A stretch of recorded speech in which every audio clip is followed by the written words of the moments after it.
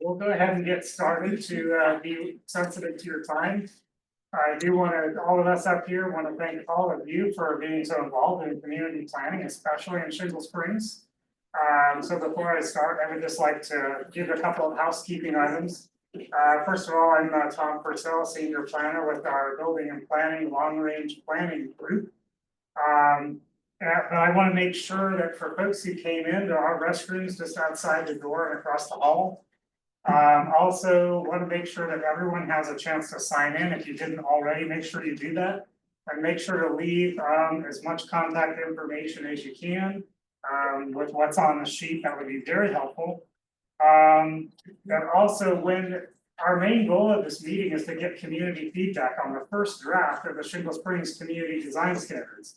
With that in mind, at the close of my presentation, we will be taking comments from the room and from the Zoom participants on a couple of different components. Since this is live and being recorded, it is hard to hear on Zoom. I don't have any microphones, so if folks could try to be respectful of keeping a little bit quiet, and I think the acoustics are good. And if anyone has trouble, wants to be a little bit project better, whatever, there are mics in the front by this TV. So if you want to make sure your comment gets picked up by our Zoom participants, the closer to the front, the better. That being said, I do want to welcome everyone to the Shingle Springs Community Workshop #1. This has been long in coming with the community and with the county. So as this community design standards project as a whole is a collaborative effort between community members like you, the El Dorado County Planning and Building Department, and also the Mintio Harnish consulting firm. I'd like to introduce the team on both sides today. So again, I'm Tom Purcell, a senior planner with Long Range Planning. I'll be managing the project. With me and also being involved through the process, I'm sure, is Rob Peters, the Deputy Director of Planning. Also with us is my colleague Dana, who will be also moderating the Zoom and will be here to answer any questions as we go through. And then on the consultant side, we have Brent Gibbons up front, who's the project manager with Mintio Harnish. Next over, we have Will Salza, also with the Mintio Harnish team. And then farthest to my left and your right is Nikki Zanchetta. So they may not be at every meeting, but I wanted to introduce them to the community as part of our team, and we'll all be working together on the Shingle Springs effort. So today's workshop goals, just to get right into it, I'm going to start with introducing the project purpose, a little bit of background for the folks that might have just joined in the last year or two. We'll definitely open it up for community feedback on our first draft of the Shingle Springs standards. We'll also be explaining the next steps in the process and how all of you can get involved moving forward. And then just highlight the different points that you can connect with the county on this project. That's great. So before I begin, we'll start with an opening message by Supervisor Parlin. Then I will move on to, again, a brief history and overview of the project. Then we'll dig a little deeper into the draft Shingle Springs standards, what they cover, what they do not cover, how the chapters are organized, and what has changed from the original interim standards that the county used as a template. And then we'll also look at the project schedule and next steps, and then take detailed feedback. Were there any questions from the community? Yeah, go for it. Is the Zoom link working? We're trying to test it back here. We're not on. Is it active and working? Are we live? Okay, yes, we should be live. Yes, we've had a guest check it already. Perfect, thank you. So this is being recorded. So actually, for the folks that haven't been able to make it tonight or are attending remotely, we will try to post this to the project website within the next 3 or 4 business days so that folks can actually get a transcript of what happens today. Is there a way to connect to the internet? Yes. Wi-Fi, does anyone have that info? Can it just be EDC gas? It's called, yes, it's called EDC gas. There's a EDC public wireless, There it is. and I think that's the one that while you're in the building. Is this presentation somewhere we can find it? It is not, but this will also be posted after the workshop on the webpage. So you'll be able to follow along with the slides. for sure. All right, well, with that, I would like to turn it over to Supervisor Parlin to give us our opening remarks. And I was told this is where we're gonna ask people to come up and make comments, that way the Zoom folks can hear us, and it is being recorded, so we do want to hear your comments. So I'm Lori Parlin, El Dorado County Supervisor, District 4, which includes Shingle Springs, most of Shingle Springs, just a little bit that kind of got outside the boundary. And I thought I'd kind of back it up a little bit. We were talking about this. There might be some folks that haven't been here on this journey, so might be new to what we're doing and the why, and so I thought I'd kind of take a step backwards and time really quick. Oh, look at that. So when you guys come up and make comments, the camera's there for you. So in 2011, the Board of Supervisors directed staff to begin updating the general plan. As part of that effort, the Board of Supervisors also directed its Economic Development Committee to work on strategies to increase economic development in the county. During that same time, so a lot going on, 2011, folks from Shingle Springs were starting to come together to engage in potential development projects in Shingle Springs. With all of these pressures on the future of Shingle Springs, the Shingle Springs Community Alliance was formed in July of 2012. Over a decade ago. The Alliance members attended county meetings and held their own community meetings to make sure that the voices of Shingle Springs residents were heard in the general plan update and the economic development plans. On January 28, 2013, so getting closer, the Economic Development Group presented to the Board of Supervisors and focused on community identity as a driver for economic development.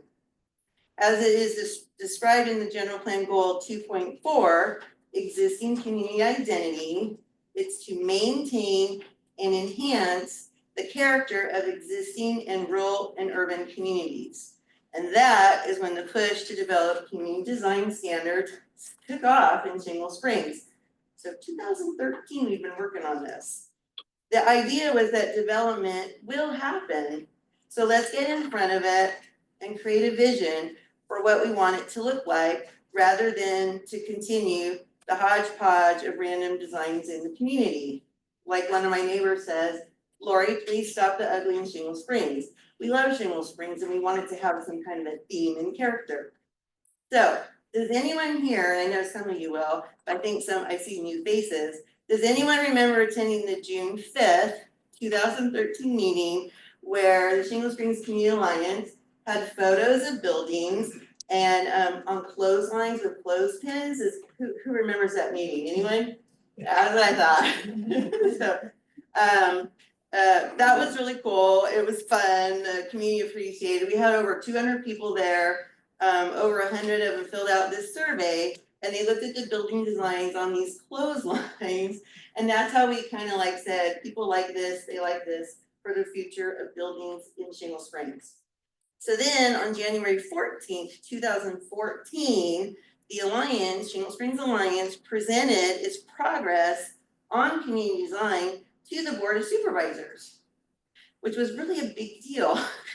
And the Board of Supervisors encouraged the Alliance to continue its efforts. And I think that was a driving factor in why the Alliance kept going. This was important to the county. And that was over a decade ago, but perseverance pays off, and here we are. So with that, if you would, please join me in a round of applause for the dedicated group of advocates. So I mean this sincerely. It has been such an effort to keep this going. The county could have stopped. They really could have. And there's been a dedicated group that keeps showing up. And I just want to thank all of them. So if you could, please join me. They're back there. They're there. So, and I was there too. So thank you for being here tonight. And thank you to staff for working with us and keeping it going. I'm very excited. And if you don't know, just for a little bit more, and Tom will probably say the same thing, so I'm so sorry. But the Board of Supervisors in December, we approved an interim set of design standards. But because Shingle Spring had been there for this decade, consistently, we get to go first as a community and do the first customized one for a community. So that's why we're here tonight. And I hope some of you got to look at the draft. If not, the presentation should help with that. So thank you. Well, thank you Supervisor Farland. Can all of you hear me? We don't have mics, so I'll do my best. Let's see. Do that again.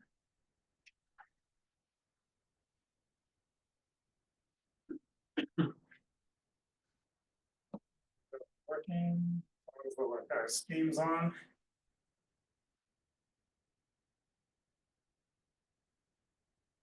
Okay, so just by way of project overview, as Supervisor Carlin mentioned, this project has been undergoing progress for more than 10 years. So what this timeline here only covers just the tip of some of the events that have happened since 2012 or before in the county. So I won't go over each detail. And much hard work was completed outside of the dates on this timeline. But this provides a snapshot of some most recent events leading up to today's workshop. So again, it does highlight the community planning efforts that have happened as a grassroots, on the grassroots level, from 2012 to approximately 2014 and since. And that doesn't even count for some of the community planning efforts before this time. And so we did have a contract that to get some professional expertise from Minty Harnish to help us design to be sensitive to our communities and come up with designs that best reflect each community. And I want to focus mainly on this work did begin in 2022. And then in December, the board adopted the interim community design standards and directed staff to use those interim standards as a template or a launching pad for creating customized permanent design standards for each community, region, and ultimately each rural center. So all of the boundaries in El Dorado County, all the communities will now have their own opportunity for the unique standards and the unique identity to those standards. So when the board adopted the interim design standards, the board also moved forward on a contract to get some professional assistance with creating those standards based on the interim standards as a template. So basically the board, those became in effect in December. Those interim standards are in effect now and will stay in effect until each community adopts its own specific standards, such as Shingle Springs. Once this community adopts its own standards, then those would replace the interim ones. So we're starting with Shingle Springs first. So as an overview, I think I've already mentioned some of this, but basically the project as a whole begins with Shingle Springs first. Then we will be looking at creating a similar standards for each of the other community regions on the order here, and then concluding with standards and guidelines for the rural centers as well. So our rural areas will also be able to customize standards that fit their communities as well. So as an overview, the red boundary there is the Shingle Springs community region boundary in our general plan. And the proposed standards would apply to commercial and multifamily zone properties in that community region. And those are the areas shown, if you can see that, in red and brown on this slide. So I will have handouts in a couple of days on the webpage if you folks want to see the big version. But the areas that are shown in red and striped brown are the commercial and multifamily zones, what some folks also call the commercial or the central core of Shingle Springs, but it's those two types of zones. So the standards are going to create customized commercial, multifamily, and mixed use standards. They're going to be designed with the community in mind. They will protect community character. They will encourage economic activity. For example, folks might want to go for a walk on the bike trail at night. Even more often if they have shops and building frontages that are architecturally compatible with what they want to see in Shingle Springs. When if the aesthetics are designed appropriately, it will also encourage economic activity and folks to come up and check Shingle Springs out. And it will also offer a predictable building and design. So there's a lot of folks that had uncertainties about the future of what development would look like, and this process helps put predictability into the factors, so folks will know what to expect for new development. So the first draft of the standards that you see in front of you is cut into two chapters. The first chapter is a set of general standards and guidelines. It has specific requirements for building and site design. And then we have chapter 2, which is objective standards for state streamline projects. That's fairly new. Starting in around 2014, the state legislature passed a series of new laws which allowed for certain qualifying multifamily and mixed-use projects to go straight to a building permit. And so that's something fairly new on the scene. However, that new legislation, I'll explain in a couple of slides, but that new legislation also allows for local cities and counties to develop appropriate objective or measurable standards. So the state says, if you have a qualifying project, that's eligible, it can go straight to a building permit. However, any building permit for a qualifying project will have to be subject to the county's objective or measurable design standards. And so the county at Shingle Springs can help set the ground rule for any streamlined projects that qualify in terms of what they will look like, what to expect, because just even though they may not be discretionary, there may not be options as we traditionally see, the community at this stage can help define what those look like, so it can be very predictable and community friendly. So chapter 1 begins with the design standards and guidelines. I'll abbreviate it for time. This will apply to most development projects in the community. It would apply to anything that's non-streamlined on the state level. It has general building and site design requirements, and it also has a set of required architectural styles. So looking at that, under chapter 1, developers under the standards and guidelines, developers must select a design theme from one of these 3 architectural styles. These styles display elements of the Shingle Springs history and rural setting. So developers may choose under this draft from a railroad craftsman, gold rush, or industrial farmhouse. And the railroad craftsman in the upper left was actually customized for Shingle Springs based on feedback from the community beginning in 2012 and 2013 for the types of architecture that the community was looking at. And this second 2.5-story building is actually modeled after some of the features on the railroad depot here in Shingle Springs.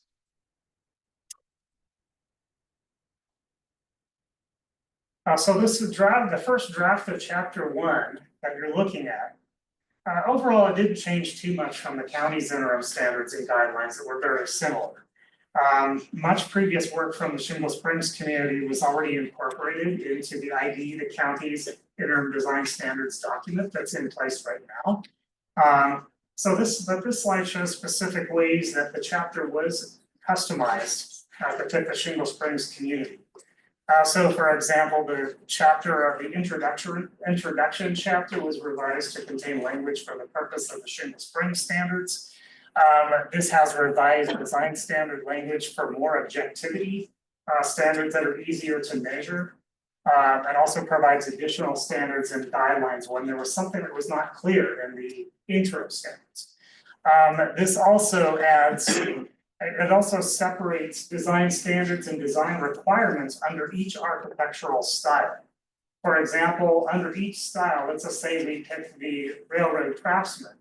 That style will have mandatory design requirements, but then it will also have some should-haves. Some architectural features that could be customized to make it a best fit for the community. So there's some flexibility in the standards and guidelines where you have basic standards that must be met, and then some options the developer has to tailor that to the community. And then we also remove references to county communities as a whole. So this is how the staff proposes that chapter 1 would be used. Chapter 1 would apply to all development with the exception of those state streamlined ministerial projects that I'll cover in a couple of slides. So for multifamily mixed use and commercial projects, the proposed process would be if a development plan is 100% consistent with the standards and guidelines, including architectural styles, general criteria, what should be where on the gas station canopy down to the nearest design, all those pieces that were included in this. If a project meets all of those, then under this process, it would be eligible for a building permit.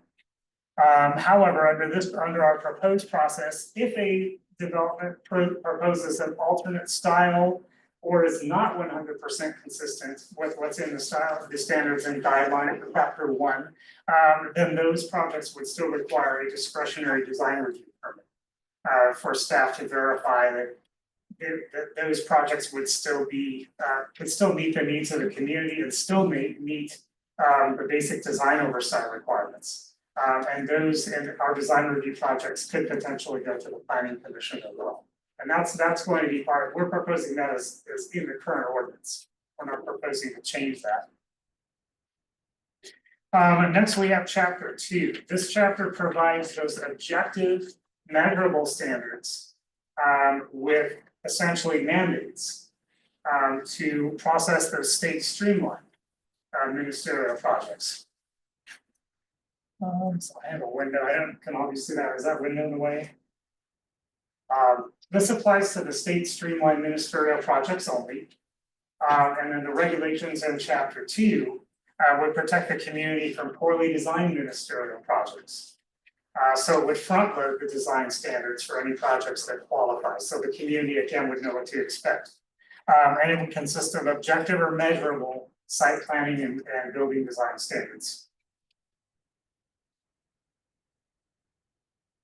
Similar to chapter 1, the objective design standards didn't change too much from the county's existing interim objective design standards for streamlined projects. However, there were several design components that were customized in chapter 2 for the Shingle Springs community. So I'll give as an example, the maximum length of a multifamily building facade that's basically to bring a single wall in the front of a building, if you will, was reduced from 200 feet to 120 feet.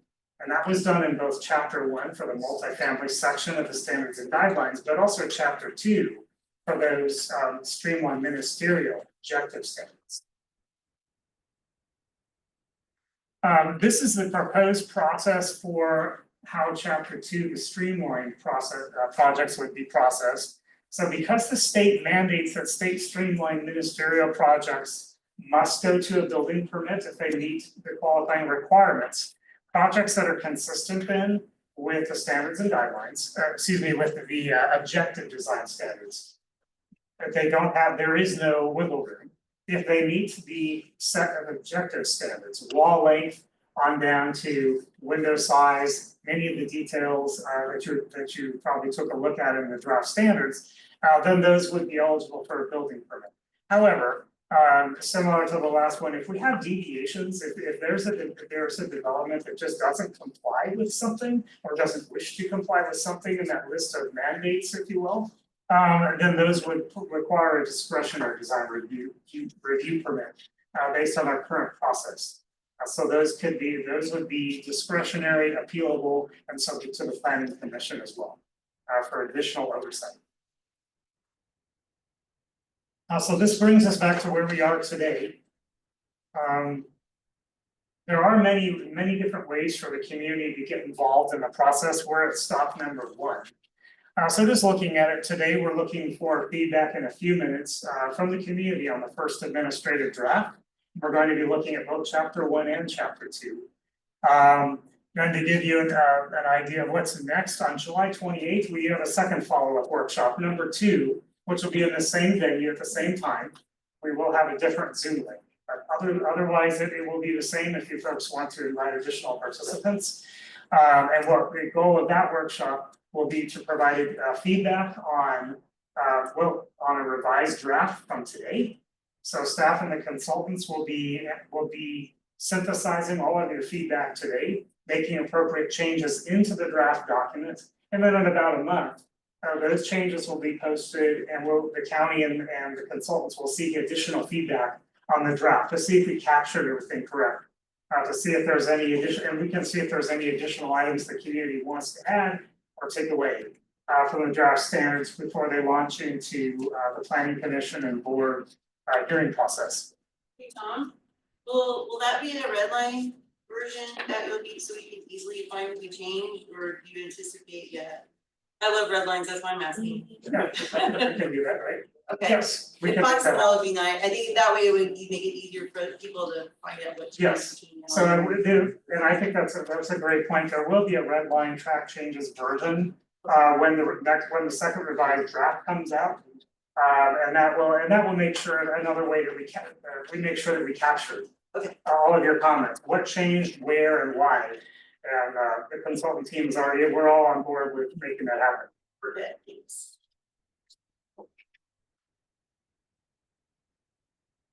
So throughout the project, which basically has already started, staff will be reaching out to all of you, the community, for feedback, and comments are always welcome at any time.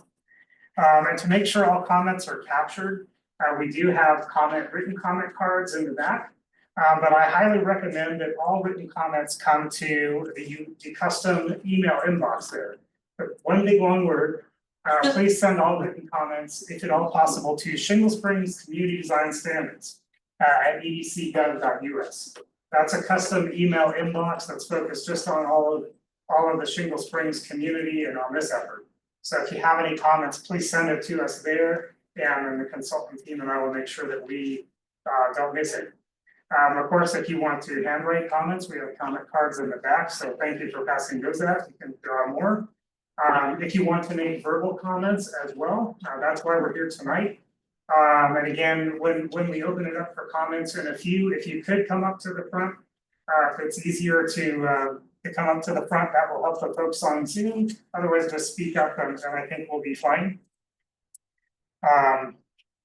So with that, I'd like to open it up for, unless there are any other comments, I want to open it up for questions and comments first from the room, and then our Zoom participants on the presentation itself. If there are any questions, and then we'll turn it over to comments and questions on the document, on the draft standards. First from the room, and then our Zoom participants as well. So that concludes my formal presentation, but I'd like to open it up for questions, if that works. Do we have any comments or questions on the presentation, any material? You're gonna take comments and questions on the actual document separately? Yes. So what is it you want us to ask about now? I'm not clear, sorry. Was there anything that wasn't clear on the presentation Just or okay. background or any Clarification. next steps? Yeah, Yes, go for it. I'd just like everyone to know, this doesn't pertain to single family houses. No. Correct. That's it. I was just curious, so 20 years, 30 years, 40 years down the line, this process would still perhaps be in place. Is there a set of rules or not standards, but rules that help guide them to keep the same? Does that make any sense at all? So that you're today everyone's involved. There's a lot of people involved, maybe not everyone, a lot of people involved. 20 years, 30 years, different people, will this still be considered standards, and will it be? How do we know what standards are gonna remain? Thank you. Yes. In short, these will be adopted by board resolutions, similar to the interim design standards, and so they will remain in effect in perpetuity. Unless there's a replacement standard at some time in the future. That's the intent of the document, and that's why it was to be permanent, unless the community wants to change something. So I would just add that there isn't a sunset that we plan to put within these, so it would take an action of the Board of Supervisors to decide to change those, should they be approved. And so, we can't crystal ball what could or should, happen in the future, or what the state or other requirements might change. So it would be iterative in the sense that they would be in place until such time as the board members decided to do something differently. And that would, you would see activities at the Board of Supervisors hearings saying that, either planning or the board itself or the community wants to make some sort of change. And so, we would bring that through the process that Well, way. the reason I'm asking is we had community plans at one point, area plans, and that was obviously not followed throughout the years. And I'm just trying to figure out how can we make it better. Yeah, the area plans to some degree were dissolved into the general plan. So they've, culminated them together. It's a different approach to, sort of planning at a countywide level. But yeah, it would be paying attention to the activities, staying engaged in the process. It's hard to say where anything's gonna be in 20 or 30 years, but yeah, we would just recommend to stay involved. And if, like Supervisor Parlin mentioned, that you guys have a strong community with strong connections and inputs, and hopefully that can stay in place in the future. A two-part question. Go for it. So, You might speak up at the mic, it's Yeah. way up here. well, I gotta get my thought together. Okay. So I got 1 hour sleep. I We met earlier today on the Yeah. subject. I wore them out. Okay, so you have a separate thing, and I kind of question why you have a separate design requirements for this state streamline project, because as I understand what the state is basically, they're looking at the county having standards already and kind of that should apply the same to everybody. And then if we have that, then they can use that for their streamline. So I'm kind of curious why we're not just doing one and they comply the same as everybody else. And then the other part of that, if on a streamline project, if they decide not to follow this design criteria, does that kick them out of SB 35? So you want me to take that? Yeah, go for it. Yeah, so I can speak to those pieces. So because we hadn't done the community input as much as we should have for the larger project, the interim standards did not have as extensive of guidelines because we really hadn't taken all the appropriate feedback from those. We've given some options in the guidelines for different architectural treatments and things. When you're getting to standards, that's a little more difficult, but in the interim piece that the board approved, they didn't want to go that far because we hadn't done the community input. If the community's input is that they want the same level of architectural treatments, that's what we can discuss and bring forward. However, there is a cost sensitivity to affordable housing, whether you like it or not, for the, making it pencil. And so you have to balance sort of architectural styling with feasibility when you're trying to, and so to answer your second question, that's one of those things you can, as a community, decide So to back to the make it the first part. same as. Because you just said, so are you gonna lighten up on this compared to this? Or- Well, as an example, in the objective design standards, the architectural stylings are not a requirement currently. But you must have trim of this width, you must have this and that are in there, you must have windows of this size. But it's not because it was interim and it was done to try to get something in place for those projects that are. Okay, well, and to answer your second question, This, if we were to adopt these standards and and a developer or whoever could not comply with them all the way through, yes, it would take them out of the streamline and put them into the discretionary or the guidelines section, which has guidelines and standards. so then they go through the normal process. So yeah, it's in these standards, there's also sort of, we call it an off-ramp.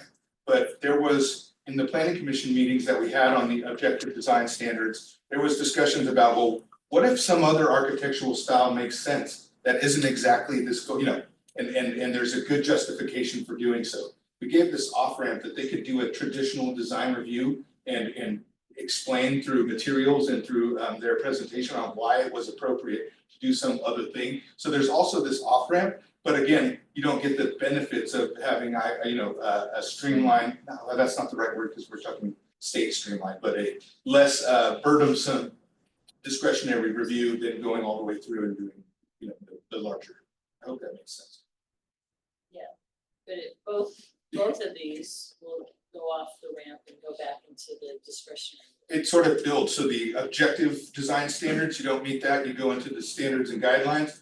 You don't wanna meet that, you go into the design review and you're really having to justify through your architect and other reasons that neighborhood compatibility, why it makes sense to not Whether do you're that. this or that, What's that? whether you're this one or that one. Correct. Go off the other. Correct. Correct, so I hopefully that flow chart helped, and we will get those PowerPoint slides out there, but that's. If there's any, the idea is there is going to be a process for deviations from the standards, whether developers are unwilling or unable to meet 100% of the criteria that they're looking for. And so those would both default to our discretionary design review permit process that's in place now. So the county would then have a discretion to take it through the normal process. For sure. Any other questions from the room, in the center? Hey, just to follow up on that flow. So once it goes into discretionary and the developer justifies their design and the discretionary team looks at it, they could still be approved and move forward and it still wouldn't meet the designs that we came up with, correct? It would go through due process to the decision makers to decide, right? So it wouldn't be sort of you check a box, you move forward. They would either be, as an example, in a public hearing saying, this is what we're proposing, and there would be public noticing and all of those. And it could be appealed from our decision makers to the board of supervisors. And also, instead of it going and you check the boxes, you move forward to being able to construct it because you've agreed to come to design your building to comply. This would take you through all this hearing process and all this other stuff. So that could end up in a yes, a modified yes, or a no through that discretionary process based on the decision makers. Do we have a question in the I third? think she Yes, go and ahead. we'll go to the back. So I'm gonna ask a couple of quick clarifying just to make sure I understand definitions. So if it says in here the word shall, you wanna do whatever that is, you must do whatever that shall says. If you wanna do it, but it says should, and you don't do that, that's okay, or is that then where you end up in a subjective decision process? Yes, the should would be guideline related, not standard related. And it's saying you should do this. If you choose not to, there's this off ramp we were just discussing that is even more heightened of a review. Because I would think one of your goals in putting this together, which is a fabulous document, I know what you're trying to accomplish and I commend that, because I would like to retain a unique look and feel for Shingle Springs. You want to write this so that as best you can, you're trying to minimize being sued, right? Because you're making this as black and white, so that's just what's common.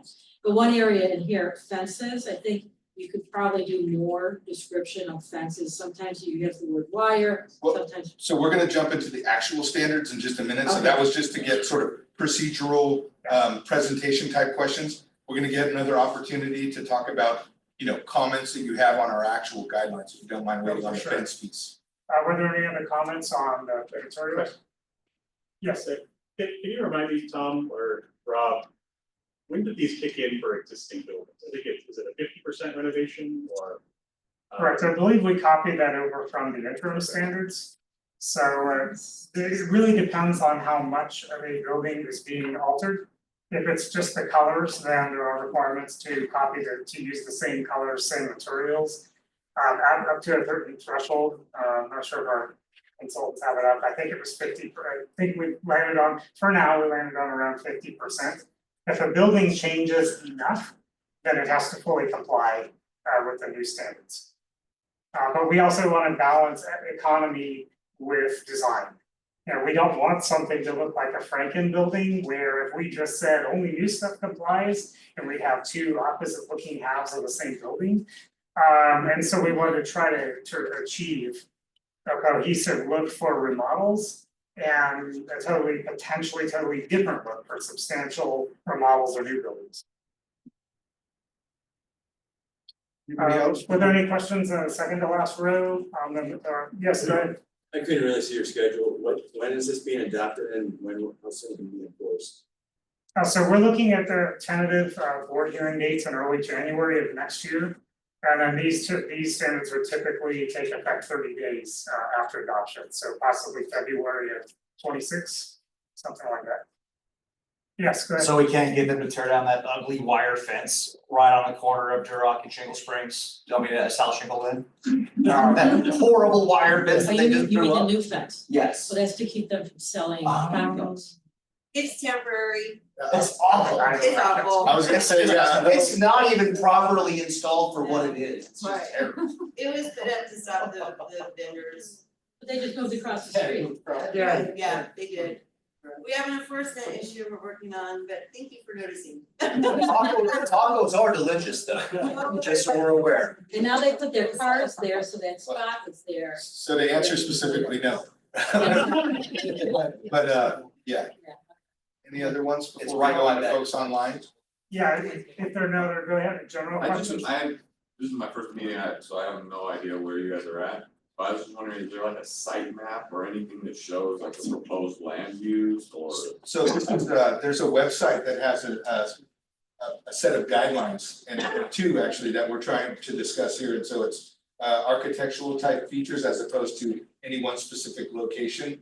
There are some location maps of the area of Shingle Springs and the zone or the areas where this would apply, which we showed earlier and will be available online for you to look at. But So we're, there's not instead of a an individual specific, like- project, this is sort of trying to guide the architectural Okay. stylings of the area in the future. Okay. Let's see that here, anyway. And we can get, if you want, we can follow up and make sure you get that. We have the website on the presentation. Okay, I have that all downloaded. Perfect. If there were no other questions on the presentation or whether. Actually, I was Yes. gonna say, is there anything also about schools or like how No. many buildings are built, how many houses or apartments come in? I don't have anything on that, I think this focuses on simply on the design. So this has no, this project is not about how many of what come in where. With the exception of commercial, mixed use and multifamily. But this is basically setting up measurable and predictable design standards. And getting community input to what those should look like when future development projects come in. I really honestly haven't even kept a bead on what's coming in, but the goal is get these adopted as soon as possible so that the community can be involved in what comes next before it just comes. So maybe not so much community design in the sense of schools and amenities and infrastructure and things like that. It's more site and architectural design on these individual It locations. seems like, I don't know, to me, it just seems a little backwards. You would kind of choose where you were gonna do things and how you were gonna route it before you start designing like how it's gonna look. Well, I would, so my response to that would be the general plan is our overarching document that shows land use designations. And that tells you where everything goes. And then we have a zoning ordinance that then applies zones to each of those land use designations. And then we are applying standards to those zones. So we're a couple layers below, I think what you're talking about. Okay. I'm sorry to keep asking questions, but so is this going to be the governing document for like the infrastructure, like the roundabouts that are coming through? Are they gonna have to follow any of these guidelines when they're installing the infrastructure? No, I think we're getting, so this is like Literally site just design and buildings, Okay. not infrastructure or roads or schools. Yeah, we're not- Is this just to get ahead of like some planned multi-family developments that are coming down the pipeline? No, only in the broader sense of, let's just say, the next 40 years. Got it. I mean, but there is no, just to be clear, there is no one development project that is the impetus, but rather the general plan is the impetus. There are several policies, as Supervisor probably mentioned, that allow for communities to have their own identity and how the county wants that to move forward. And this design process tonight is exactly part of that. So it has no connection to, no direct connection, I should say, to something coming in. Yeah, so I would just add that, we're behind curb, gutter and sidewalk. We're talking on parcels that are owned privately generally that either would be modified, an existing building, or would have a new building under that multifamily, commercial, or a mix of those two uses. Got it. These are all the Any other questions questions from the room? Okay, Dana, if you would Yeah, we definitely want to spend some. announce that for the Zoom participants for any general questions on the materials. For anyone participating by Zoom and would like to comment on general questions, please press the raise hand button. If you're joining the meeting by phone, press *9 to indicate the desire to comment. Please make sure to unmute yourself when called upon.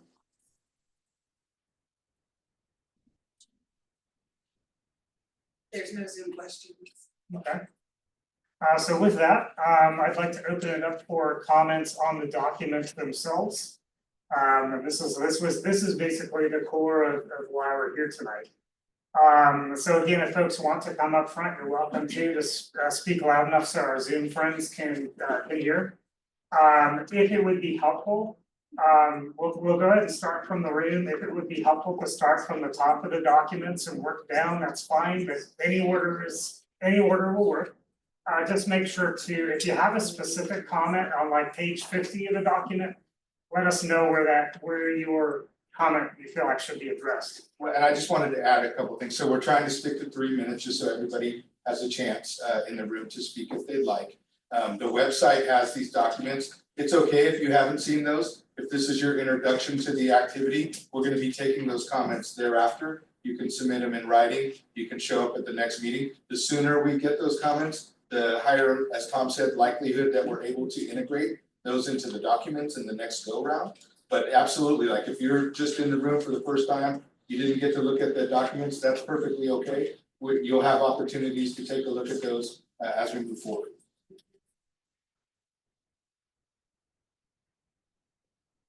Somebody's got one just. Yeah, I know. There we go. I'll start. Say, Andy, help me out here. So, I did read through the document today, because I told everybody yesterday I hadn't read it yet, I read it today. And I honestly could not tell what it addressed about these, it's called a shed roof, and I hate them. And I don't, they're funky, and they just stick out of buildings, and we talked about it with the interims. I brought it up then, I don't like them, and I just couldn't, I searched on the word shed, I couldn't tell if it said no shed roofs, there was reference to them and with a ratio. But these things that just stick out of a building out of nowhere are a trendy, stupid thing that I just don't wanna see ever in spring, so no shed roofs. So boy, that's not really a shed, that's like the Jetson thing. So Yeah. Yes, I would call that a Jetson.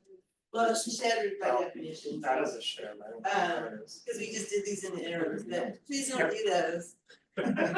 Yeah, I think, the design we might have had allowed some percentage, so it wasn't the whole roof, but like a supplement or an accent. I But don't we'll look really at that. think those things that just stick out and they don't attach anything, it's ridiculous, and that doesn't fit with any of these architectural styles at all.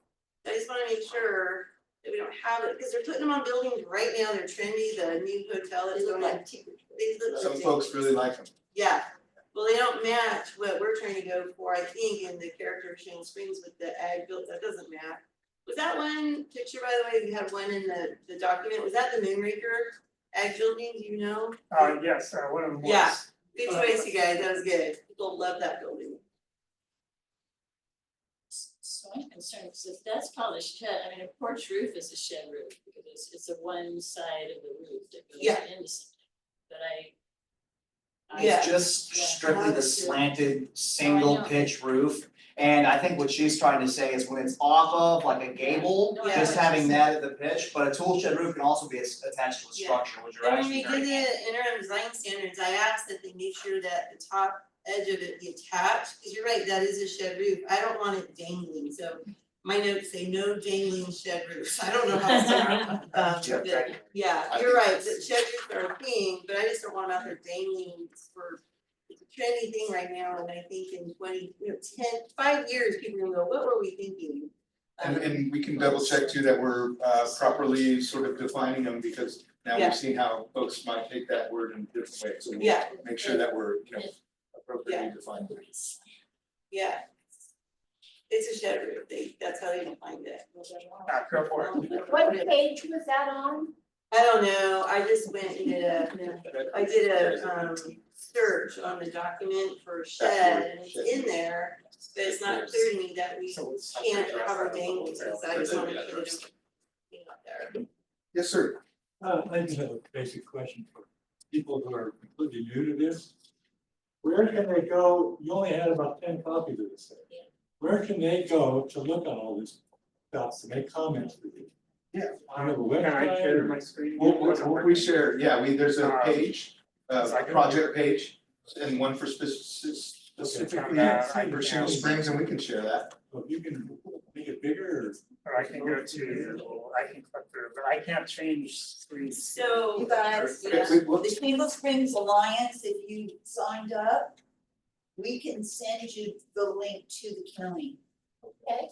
And if we have an email, we can absolutely Yeah. respond after this meeting. Yes, so if anyone wants more communication, please make sure that you put all your contact information. And if you want to be added to the county's email list for this project, we'll go ahead and do that, and that will notify you of, I'll send out notices, or Dana will, about anything that affects you, with the links to whatever you need, for sure, we'll include that. I can't specifically.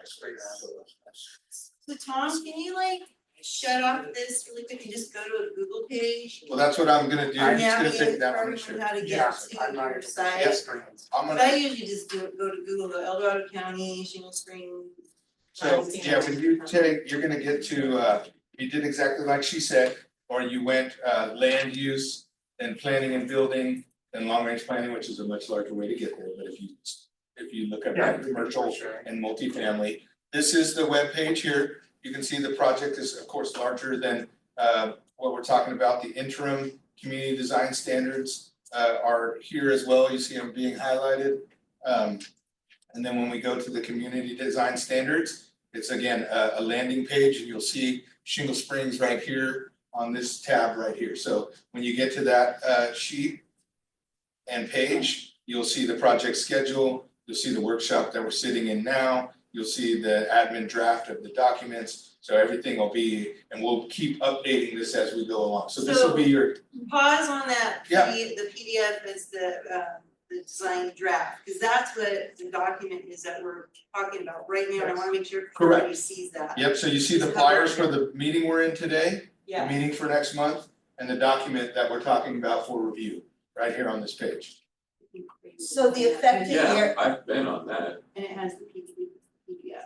but you're wanting to know the affected area, right, sir? Yeah, He wants I to just know, wanted to he see wants the- clarification map. of what area of Shingle Springs Yeah. will be do you guys just have affected a, by this document. do you just have like a map of Shingle Springs with outline?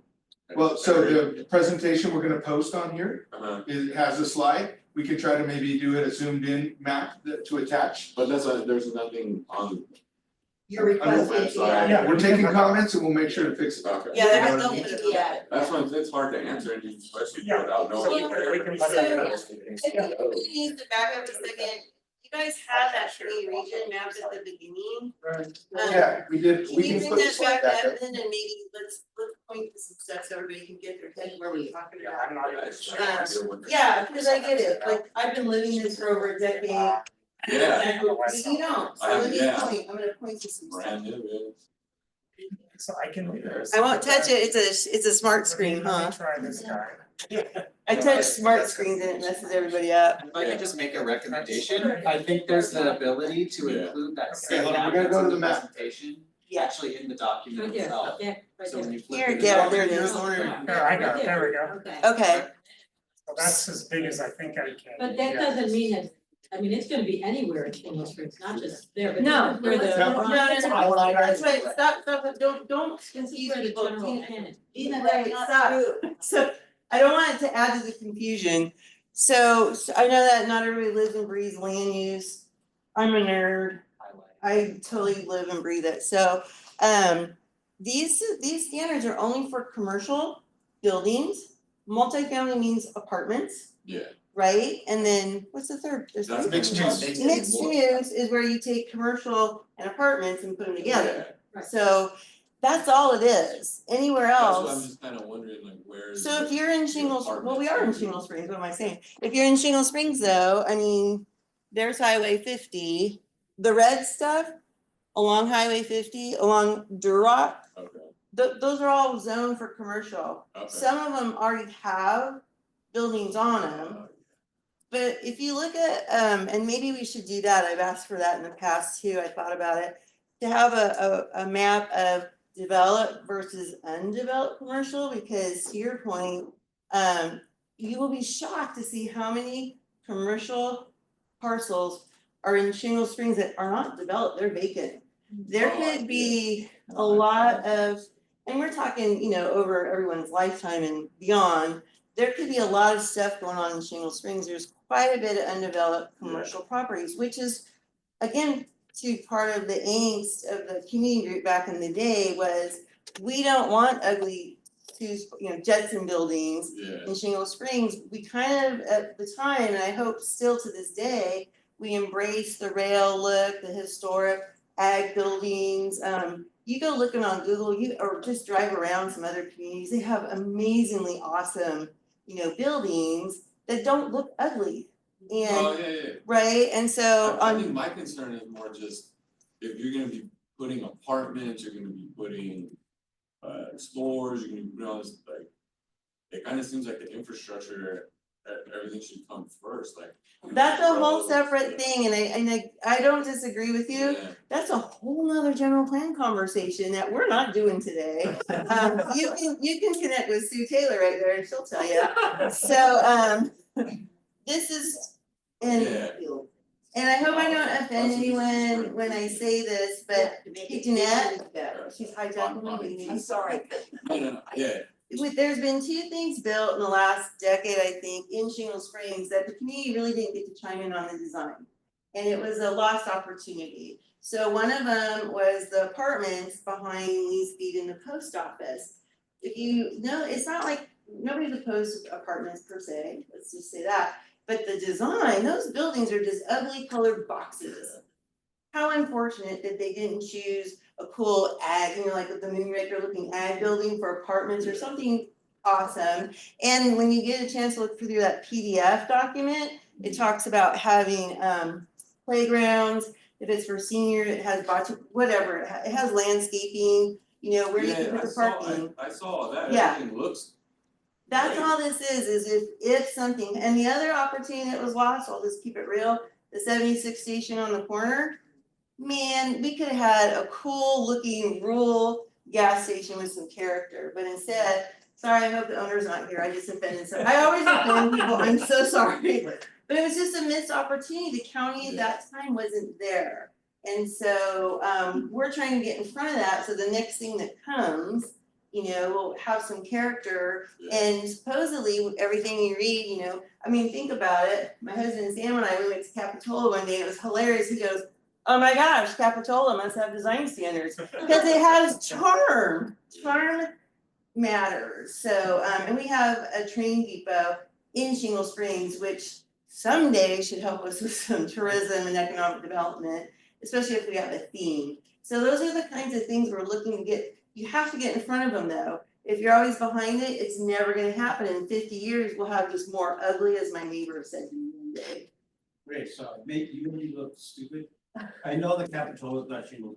Or Shingle is not Capitol. Huh? The other side, so. Folks They can't don't need to you see up me, can't there. they see this? No, Yeah. just- Oh, Yeah, we're streaming this picture, so it's. And I'll just add, so there are community region, there's 3 geographies in the general plan. There's community regions, there are rural centers, and Tom kind of alluded to that earlier. And then there's the rural regions, which is basically everywhere else. The community regions, so this red boundary here on the map, that is the defined Shingle Springs community region as shown in the general plan. You see a lot of pink area, that is areas where these will not impact, because it's largely other zones that aren't commercial, that aren't multifamily. So again, just to hammer that home, and if you have questions about what those acronyms you're seeing there are, CR is regional commercial, CL is limited commercial, CC is community commercial, TC is transportation corridor, so that's on US 50 right there at the intersection. So that's why you see that. CPO is commercial professional office, and then RM is multifamily residential. So just to give you an idea, those are all zones that are identified in those other corners or other colors that are within the Shingle Springs community region. So can multifamily go on commercial? There are some state policies under certain circumstances where residential can be by right in commercial zones. AB 2011 is one of them, I believe. They have some circumstances and they have some densities that generally are larger than the local jurisdictions allowances. But yes, there are some circumstances where it can be sort of in those multifamily, or excuse me, commercial zones. Well, and by definition, mixed use Yes, goes sorry, on I should have commercial, mentioned so that would also have the apartment and the Yes. commercial component too, that's what mixed use is all about. And I can't remember the percentages, was it 70-30 or In the mixed use Something. design guideline, it was 70-30. So, Meaning 70% commercial, 30% residential. Yeah, I think we kept close to that. yeah, I think we're a little bit maybe off on this one, but that's just generally. so it applies there too, but it's about mostly the commercial.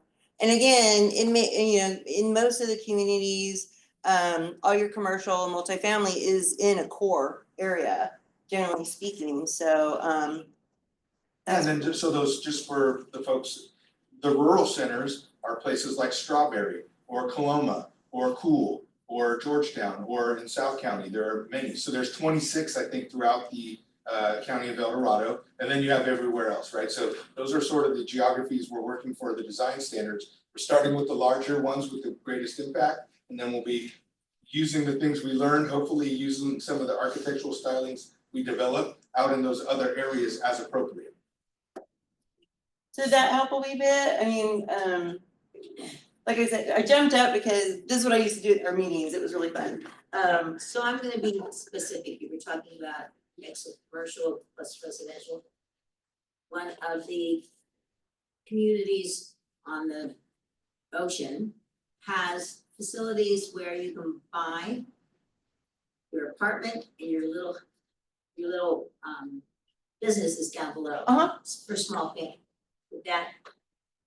That Can would you be do a that? mixed use solution here where you would have maybe like, I'll call them condo, but you can have residential condo, commercial condo, where each, you could have So it'd be a unit where you would have a commercial potentially, with yes, right. And that's those are really cool. That's called vertical mixed use because you have your commercial on the bottom and your residential. We also have horizontal, which is not my favorite, but horizontal mixed use so that you have one parcel with some commercial and some residential on it too. And back in look at historic Main Street, Placerville, the vertical, like what you're referring to, was what they built. They would have housing above and the commercial down. So communities are tending to want to get back to that for these little, community areas. They're really awesome. Just to clarify, you're gonna get a link so we can see this map at home on a screen big enough to identify these areas. Yes, sir. Yes. And we will make sure maybe even to take it out of the presentation I and would put it suggest on its that, own. yeah. I can you make know, that as big as you want, just that map, I have it. But yeah, apologies for You'll that. have to But yes, we will rebalance make it, sure is it? everybody can see a map at a zoomable sort of type of. Right here. Yeah, and I think I reiterated this, but we're all kind of talking over each other at one point to get our thoughts out. I think what we can do for applicability purposes, so it's clear, and I'm starting to see this through the discussion, is in the front end of the document, I think this map needs to be included in the document, and it probably needs to be blown up into several figures so you can see the certain areas. I think it would also be clear if we listed the specific zones that are covered, the RM, the CR, so you know the exact zones that applies to, so there's no confusion, does it cover the entire community region? It'll be very specific, so I think we can hone in with county staff on that. That's awesome. Oh, Art's back there. Well, I Yes. think maybe for some people's angst, perhaps in that tabulation, there needs to include a column for which of those uses would require a public hearing and which are by right. Because I mean, that's where the real angst is what can somebody do without a hearing? And most of these things that you're talking about would require a notice and a permit. If it's gonna require a public hearing, I think people have less angst over it.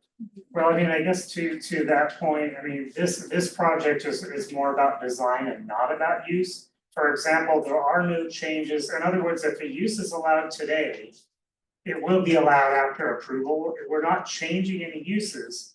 We're basically wanting to put a new box around what those uses look like in these cases, where they, if they're multifamily or mixed use, so actually, we're not changing I think that. most people don't. And it might give a lot more clarity to what the process would be. And I'm not, and it might not even be part of the document itself, but just to decide that these are the uses that require a public hearing and these are the uses that might not. Yeah, and we might be able to, could we clarify that, maybe the applicability section of the document, what this does, what it doesn't do perhaps? And that's somewhere that we can address it in the preamble. We can discuss trying to make that more clear for folks, absolutely, and what the right mechanism for doing that is, absolutely. Anybody else? Well, so I have a lot of blood on these, but I probably should turn it in to you to look at, but I don't know, there's some stuff, you know, publicly. I like to see less words and more pictures. I feel like it's really repetitive and it'd be nice if you collected more of these instead of for each thought you have, and there's a lot of similar things. And there's yeah, the stuff that I go like, I really don't like that, I'll send you a note. Yes, please. And then with the performance-based standards, what does that mean? Performance-based. To provide specific performance-based standards. Where are you, Sue? That's 2.1 on the first, on page Preamble. 6 on the Oh, preamble, yeah. Interrupt. Yeah. I submitted my comments, but the preamble I think needs work. Yeah. Okay. There's some statements in there that I don't personally I don't think are accurate. These aren't to encourage development, they're not to encourage low-income housing. Which is pretty much so many words, what it says up front. So I actually rewrote that, and we ended up, I mean, we didn't know, we both commented on the Yeah. same thing. Okay. And I actually took something that's in the general plan and why we're doing this, and replaced it with something that's right out of the general plan. Yeah. And then, Our Zoom participants can't hear you, Sue. Yeah, can we speak up, our Zoom folks can't hear. I have no throat, I have no voice. We're gonna rewrite the preamble, you guys, we don't like it. There it is. Sorry, I took care of it. Done. Yeah, and I said I'd like to see more pictures than words, and I'd like to have it more organized structurally, so it's you're not repeating over and over for each section. And then on 4.1, and then you go down to 3, A and B. Those both say the same thing, and I don't think you meant or should be one or the other, and it says pretty much the same thing that Anne says. Yeah, those would be really helpful, just honestly to capture your notes or email them to us, yes, please. Yeah, 'cause, yeah, if you could scan word some of stuffing and those. all of that is definitely So I'll try helpful to to see. find things that we should discuss. Yeah, but really quick to your point, Sue, is I remember when we were crafting these the first or second, whatever go round. We were, which is why we had the clothesline of photos, we were told, get photos, right? Yeah. And then you were told, my recollection was to make them enforceable, you have to take the photos and put them into standards that are words. So the words may have to be there, maybe not duplicated as much. Yeah, I think, and then I do think more illustrative photos that would go with each standard, I think would be helpful, and if you could have fewer El Dorado Hills, it would make me happy. This is like- too much El Dorado Hills, sorry. So, and I love photos, I have a whole gallery of them from other communities that are a better fit, so if you guys want help with them, you know, and you need a design element that looks not like El Dorado Hills, I'm not putting it over El Dorado Hills, but whatever. We had 100 pictures yeah. that the community picked and voted on. Yeah. With 300 people, so it's. Yeah. It was So we have a lot, but I do agree with you, and yeah, just organizing it so it's a little clearer. So then my other question, there's a lot of stuff that's just typical county code, and I went through and said county code. And what I hate, because I am a building designer, when I have to go to 5 different documents to try to find how to do this project. And that's why it'd also be nice to kind of consolidate, simplify, because if there's things that don't need to be here based on design, if it's not a design thing, but just a typical county code, then maybe some of those could come out. Or you spell out the whole code instead of say, go see this code. And I will say we hesitate to do that, because the codes do change, so, but do they have a hot link? Does it That's have why a you don't link? wanna have it in 3 different places. Right, so maybe just, if you're gonna reference a code, somehow make it so it's more organized around it or something, but we usually, actually, when we have code written in a document, the trend I'm seeing is we take it out because the codes change and we try to link to it, so then maybe the organization of it You could, can also simplify the applicability, so all of their county code and building code Yeah. apply and leave it at that. and leave it at that, yep, that's a good Yeah, I idea. would say to you, we don't like it in 2 spots because if there's a typo in one or something happens on Yeah. one side or the other, That's why- what Yeah. moves the day, right? So, yeah, understood. Okay, And then I think there was a phrase in here that said, sorry. That state code shall trump, and I wouldn't put that in there because there's sometimes what you got is more constringent than the state code. So I would not say that. I understand what you get. So Okay. if we're more restrictive, you don't want to go back to that. Right. right, to make that more clear. Did you have something to, Art? Well, that's essentially what I wanted to say. Oh. I think it just needs to be clarity Yeah, in the statement that in case of discrepancies between this and other codes, which one applies. And the statement that in case of this design standard is more restrictive than the code, it would apply. I mean, you just need a basic statement within the document. right, Which supersedes which, yeah, okay, what your intention is. okay. How's everybody doing in here? Good? I'm taking over your meeting. We're listening, We're taking, we can go back to this film, but if anything's missed, we're really trying to. Yeah. Crack on, so. Dean, is anybody online yet chatting or? do we have did any Zoom folks? Yeah, I just let's wanna check and see, cause, Now taking comment from any Zoom participants. Please press the raise hand button if you'd like to comment. Or *9 if you're participating by phone. is anyone on Zoom wanting to make a comment? I'm just yelling at the microphone all the time. We do have a few participants, but no one has a comment currently. Nobody? Okay, Mr. Nevis. Yeah. I'm just gonna stand and be loud. good.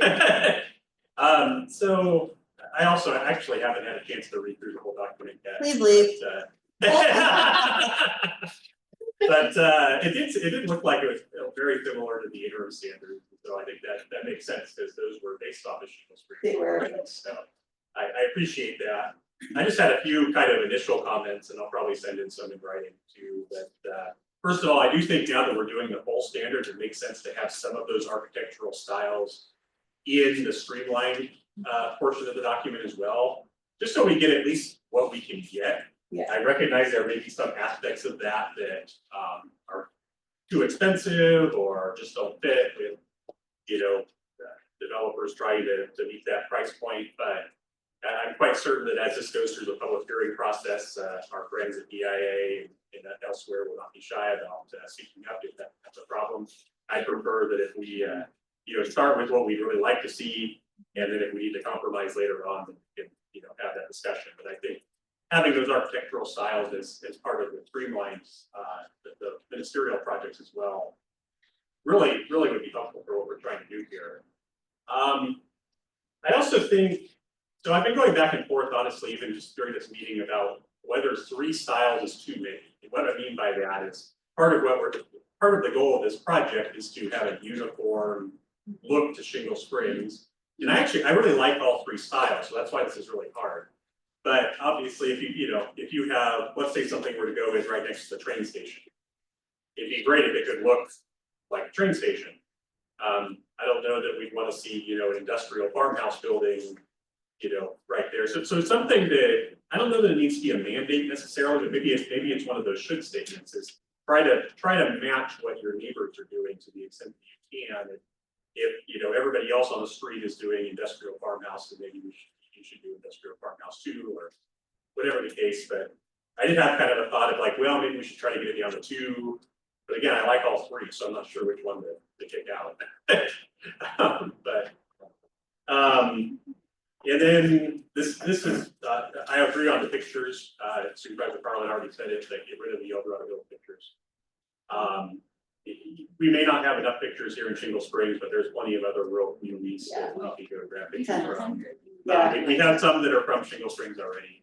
Well, I went to a lot of other Yeah, communities in the state of California Yeah. looking for photos. We have quite a gallery. Because it was a little so, jarring yeah. to look through those. I even thought this when we were looking at the interim standards. Yeah. You know, pictures of town center there. That sounds like great material to put in the Eldorado Hill standards, but not the Shingle Spring standards. Well, and we certainly, this is the first time sort of Yeah. understanding the preference of Yeah. outside of county is better than inside of county, so I appreciate that. And then this last one That's is a judgment. This last comment is really nerdy, but I think it's important, and that's severability. So that may be in the actual like adopting resolution that county council puts together, but we all know the state is going to try to streamline things as much as possible. They already have. I don't see that changing. And so to the extent the state does do something in the future that overrides some or all of these requirements, I want to make sure that we preserve as much as we possibly can. So making sure that's in the resolution, that if something passes at the state level that, you know, maybe invalidates some of these requirements, but not all of them, we preserve what we can. Kind of speaking to what Sue got to earlier, is that we give ourselves the maximum flexibility that we possibly can within what the state law permits. But other than that, I really appreciate this. It's exciting to be here finally. And looking forward to the next step. So I want to add to, because my one thing was maybe around the train depot, where, because there are a lot of little railroad houses and stuff, if there's a special designation for the railroad area, that is railroad. Yeah. And that's a unique parcel anyway, because of the land ownership layers and all that, and did anyone know Marlon Guinea from back in the day? Matt did. Marlon actually had, it was a little bit too intense for me, I will admit, I told him that, but he had a really cool plan. He's passed away since, but I have some of those documents. He had a neat idea for near that train station, and he had this really cool vision, so, and those little cottages there, people love those little cottages, they're just so cool. So that whole theme there, and maybe we should look at that parcel specifically, because I'm trying to think, is there anywhere else in Shingle Springs that really we have much of a theme right now, that we want, that we necessarily want. Hard big tilt up. Hard big tilt up thing. I know, that's my point. I think a lot of us think of that little rail area, the train station, as, you know, the most easily identifiable themed area. And out, you know, Duroc Road, I'm sorry, it's looking kind of, you know, and I didn't say it, my neighbor actually said it. She's like, Lori, can you she's like, just do something Western. She's not here, I'm gonna go beat her up, but you know, I mean, it really matters to people, so I can't think of another spot that really already has a theme other than there, so maybe that parcel we need to identify especially. Cause I'm not even sure the ownership with train and. I know it has, It's got some constraints on size. It's got a lot, so Yeah. we might wanna pick that parcel apart specifically and call it out. Cause it is a special parcel, that's a good point. It does, it really does, and Matt, can you think of another part of Shingle that has something like that? No, but, okay, I'm gonna say something. Yeah. Thanks for Matt the second. Smeltzer, DOT, lives in No, I'm Shingle present. Springs, yeah. Yeah, I was a little confused too, I have 3. This area, the train came up here, it was historic, it stopped here, unloaded, all the miners got their supplies and left from here. So the railroad and the gold theme go together, in my mind, really well for the community. The farmhouse look, I don't know, it looks like a cheaper sacrifice to me. I can see commercial coming in and go, oh yeah, that'll be a less cheaper facade, let's go with that. I know that, I think it would blend as well as the other 2 things. And I think, But I don't wanna slow this down either, cause I think this is really important to get us through. There are a lot of commercial undeveloped Really are. parcels around that interchange and around our community. That the been sitting on for a while, they could get developed. I heard DOT might get some road improvements through here, the interchange in the near future. And that might. Where'd you get that? And that might, entice people to start planning that development. I'd hate for somebody to come in and plan a plastic looking gas station, with metal and plastic again, right there at our interchange. and I can speak to just maybe the reason, so we tried to, for the interim standards, we had to apply it more globally. And so these types of feedbacks are exactly what we're looking for. But you have ag in our community, so. I Right, realize yeah, that's so And there's if that's something Yeah. that doesn't fit, that's Yeah. exactly the type of stuff we're trying to find out, right? Yeah, send all those comments, that's exactly what we want to hear from all of you in the community, precisely. If you don't like something, tell us, and this is the chance to modify it. And I will say, generally speaking, people really love the new Raker building. And so that is that ag, so I struggle also, and again, maybe if we focus on not the ag one around the train station, that might fit what we're all thinking, I don't know, we'll have to think about it. I did see when we were looking at photos back in the day, we saw some really cool apartments that were in those ag style buildings, they were just different and they looked really neat. So, yeah, I don't know, no, 2, 3, I don't know, we'll have to think about that. Yeah, go ahead. So, just 2 comments. One is the Shingle Springs Community Center, right, it'll be 75 years old next year. We're trying to fundraise and bring that building back.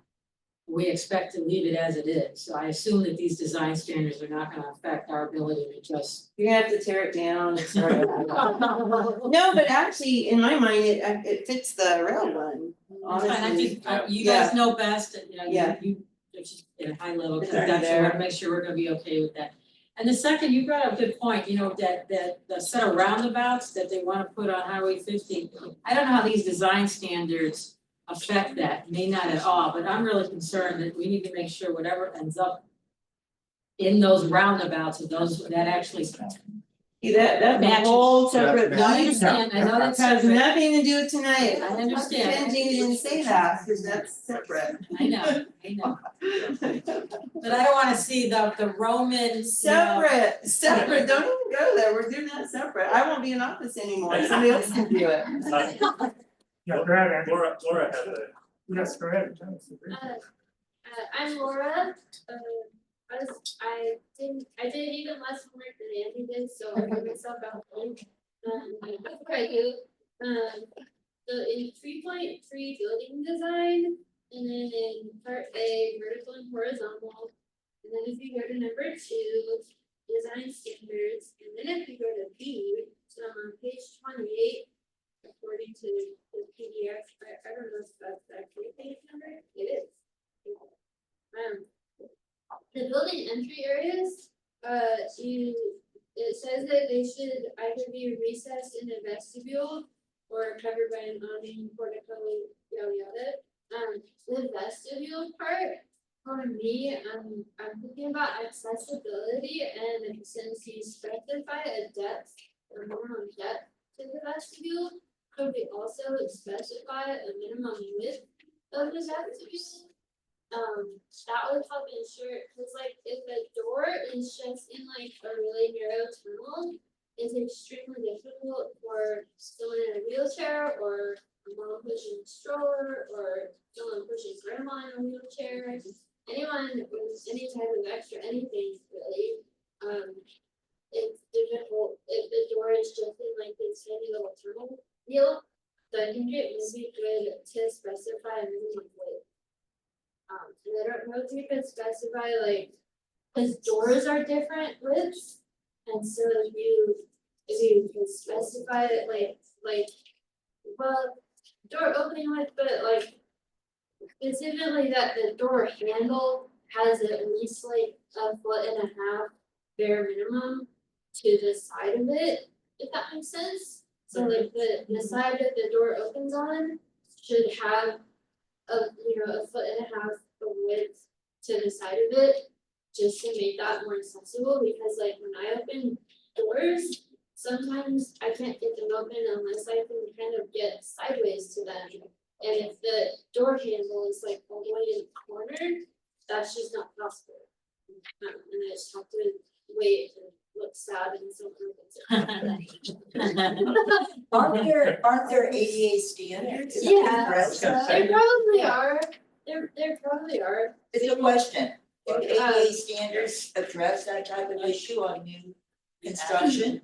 They address, yes, commercial Yeah. buildings and such, but I think, I don't wanna misspeak, but I think often they're minimums, and so you can always try to do better, but yeah, I think. Yeah, so I feel like that would be a spot where we could do it much better. Excellent. I think you did more It's probably homework more than Andy. problematic in a retrofit to a Yeah. building than it is to a new building. You know, cause you're taking an existing building and trying to modify as opposed to, you know, a brand new building where you have a lot more opportunity for impact, but thank you very much for the comment, yeah. How's everyone doing? Anybody online show up at all? Just wanna make sure. Participants, Dana? If there's any Zoom participants that would like to add to the conversation, please press the raise hand button now. Or if you're participating by phone, please press *9. How many people are online? I'm just curious. 3. Have they been there the whole time? There was 8, okay, there was 8, now we're in 3, we're losing people, yeah, There you go. very There are cool, no comments. okay, They hung up when you stood. whatever. Anyone wanna take Sam home? Good walk.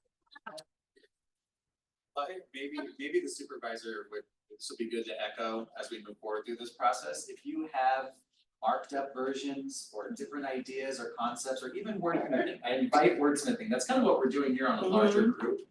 Submit those comments to the county. We're taking copious notes between the 3 of us and county staff. But if there are specifics you, I actually disagree with that, just like you were talking about with access ways. Provide that, because the more feedback, that's what creates the next product. And if the product is only as good as the feedback we get. So if you have anything, please just send it forward. It may just be a bunch of stuff, but we can sift through it and work with the county staff to make it into the next draft, so please do that. This is a question, Dan, is this recorded, transcribed and all that? This is going to be recorded. I'm not sure about the transcripting and we're gonna. What I'm asking And we is, will try and work with staff to get it up by the end of this week, up on the same website. you that we guys just- use AI yet? Only informally. Use, no, not ChatGPT, Copilot or anything like that? Well, honestly, Zoom has a feature, but you didn't turn it on, so, but it would have transcribed it for you. We're a I've seen little off I've seen topic, some but our legal errors. Yeah. IT department is looking at those types of solutions and we'll. So no. I'm sure it will be coming. That's my- Well, we certainly, but them, I was just thinking about benefit you would Yeah. give them. Well, They part of it probably is- have a nifty thing they can plug the video into and it'll put something out. Yeah. And part of it is AI is getting better. I've seen it a year ago where they had to work out the bugs and participants' last names were butchered so much that it wasn't useful to read the transcripts, so we're getting there. Well, it's definitely much better. Most of my meetings are now just, yeah, generally. He doesn't even go to work anymore, it's all AI. No, are you guys good? Is everything good for the evening? I mean, I think we had really great conversation, asked good questions all around. We're taking comments, Shingle Springs is the guinea pig.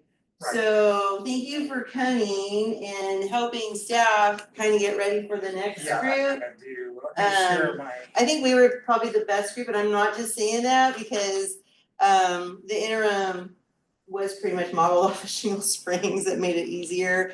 And Shingle Springs has been doing this a really long time.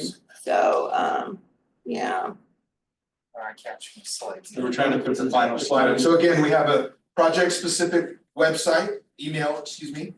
We have a web page that has the materials that we will keep. There we Yeah, are. so, and it's very long, but it's hopefully intuitive. Shingle Springs Community Design at edcgov.us. Tom Purcell will be checking that along with other staff, and we'll be making sure to get those comments in front of the folks that need to take a look at them.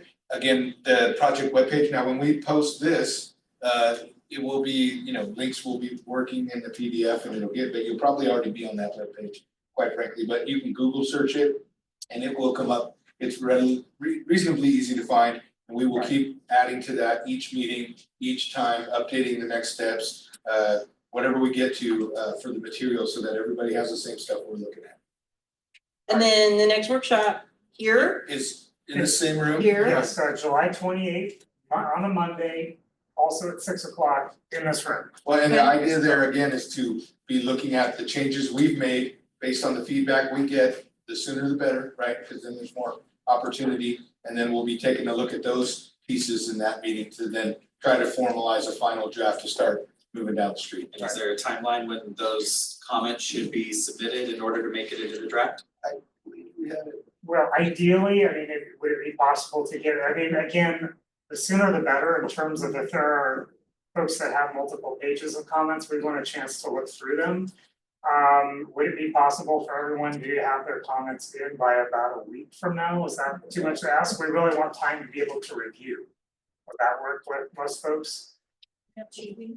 what's it in today? Got a month. It is a 20. Well, if we got comments, End of the then month, it's gonna sounds- take us a week or two to do our internal process and then we're all. Today's the 23rd. I think we need more time if it's gonna be the end of this week that this is gonna be posted online, right? Then July 4th. That's the Well, video. Just the- Materials are already out. The document that we really should be critiquing is a available PDF now. and it's been there. That's really where we need to focus our attention for comments, is that document. I'm just thinking about the public that needs to learn more about this. What was the date again? July? So, yes, to Jeanette's point, they're, kind of love to do this where they ask the public to do something over the holidays. Or Oh my God, let me take him home.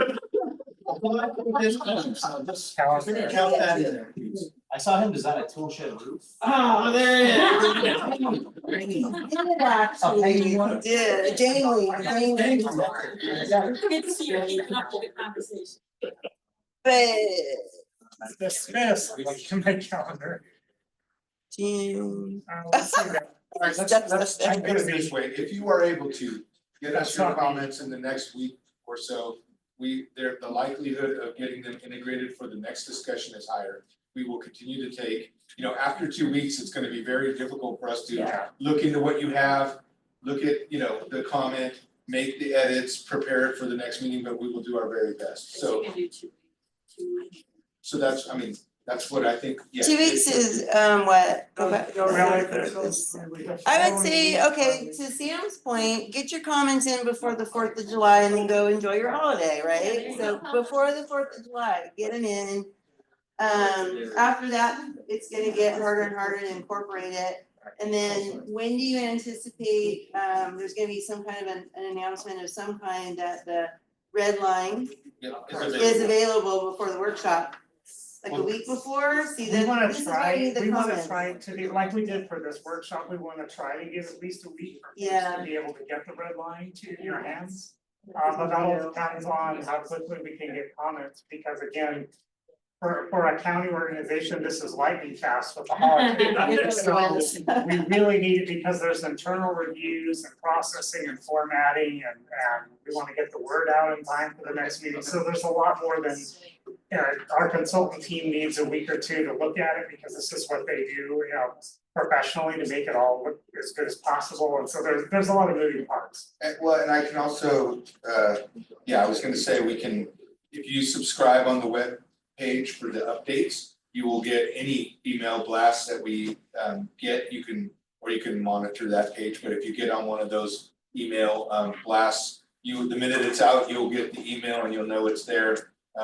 We will certainly also try to, for anything that isn't incorporated, we'll try to acknowledge certainly those comments, because we do have subsequent drafts that are gonna be made. And sometimes we find that comments aren't dissimilar, so somebody else's comment may capture your comment, but we will do our very best to look at each one of them, to incorporate them as best as we can and try to bring you something back meaningful at the next meeting. So to that point also, the Shingle Springs Community Alliance also provides the we'll send out email blasts to your people, Okay. to your neighbors. But we have to have email addresses. So if you guys did do your emailing, not receive emails before, please make sure that you circled yes and we'll add you on your signing fee. Sam will add you. Sam will add you. So this next document, is it gonna be a second draft or a final? Right, the next document will be a second revised draft, because we wanted to have a chance for all of you to put your input into this first draft before we send it around. So then what happens after the second draft? Is another opportunity for comment? There would be revisions and based on the schedule, would be likely moving towards, planning commission type hearing. Where we've integrated that second round of comments, and then there's additional comments that can be taken at that time. Okay. to move it forward. Right. That'd be the next opportunity. I think based on our, that was. Correct, the next after one. the second workshop, because actually, just for background for the folks, normally in a normal adoption process, let's just say we're doing a new ordinance. We would do a lot more focus on the planning commission on the board in terms of workshops, but with this particular project. Our focus was on the community, so we're doing 2 community workshops for each community region, rather than like a board workshop or a planning commission workshop. So we're really trusting the communities to help us draft the documents before they go to the planning commission and board. So that's kind of our next stop. So again, workshop 2 on the 28th of July. And then planning commission in about 2.5 months, based on public noticing requirements and all that. And then about 30 days, we'll take it to the board. And you can always give comments in advance of any of those hearings. All right, go home. Thank you, guys. Thank you guys. I might